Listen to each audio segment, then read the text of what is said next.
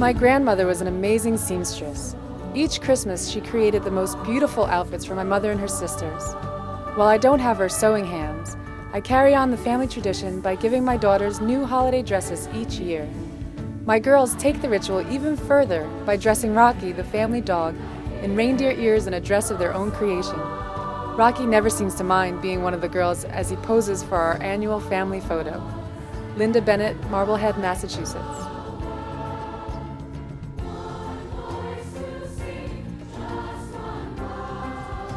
I remember the Christmas I woke up and found a new bicycle. It was beautiful, with a banana seat and plastic streamers on the handlebars. I loved that bike.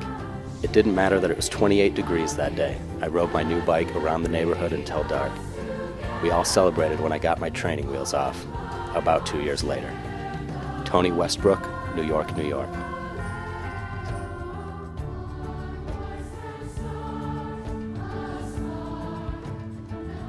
Having grown up on the East Coast, Christmas in the South just never felt the same.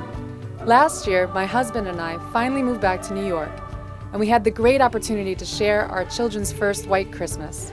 Building snowmen, sledding, and snowball fights always bring me back to my own youth.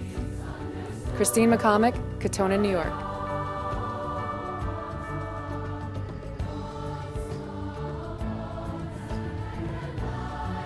Christmas is all about family. My husband and I were actually married on Christmas Eve, so our first Christmas together is still one of the most memorable. Our tree only had one ornament, but with every year and every child, and every grandchild, our tree as well as our family has grown larger than anything we could have dreamed when we toasted our first future that first Christmas Eve. Lorraine Adams, Woodcliff Lake, New Jersey.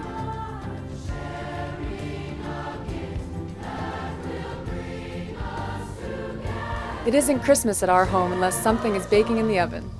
Each year we bake all of my grandmother's great recipes, while always adding a few of our own. We may have even perfected the art of building a gingerbread house. From stained glass windows to candy cane fences, gumdrop pathways and chocolate chip trees, nothing can rival our architectural masterpieces. Nicolina Ferreira, Somers, New York.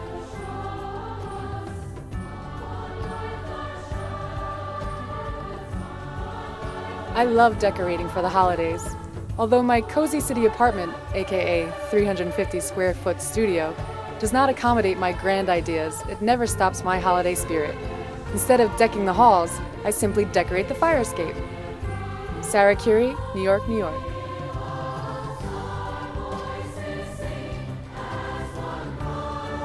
My first year in the city, I thought I would be spending Christmas alone.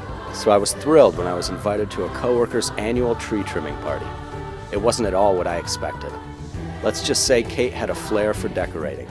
Not only did she have a silver tree and a disco ball, everything in her place was covered with silver tinsel. Well, it was the 70s after all. When else could you actually have a disco Christmas? David Engelman, Chicago, Illinois.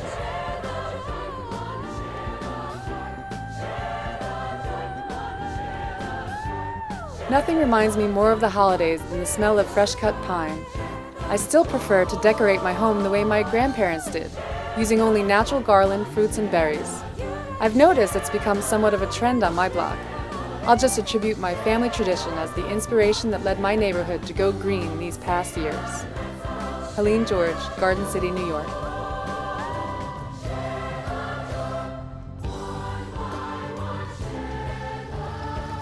I remember the days before DVR and VCRs when holiday specials were only broadcast once, and missing them would mean waiting an entire year for the chance to see them again.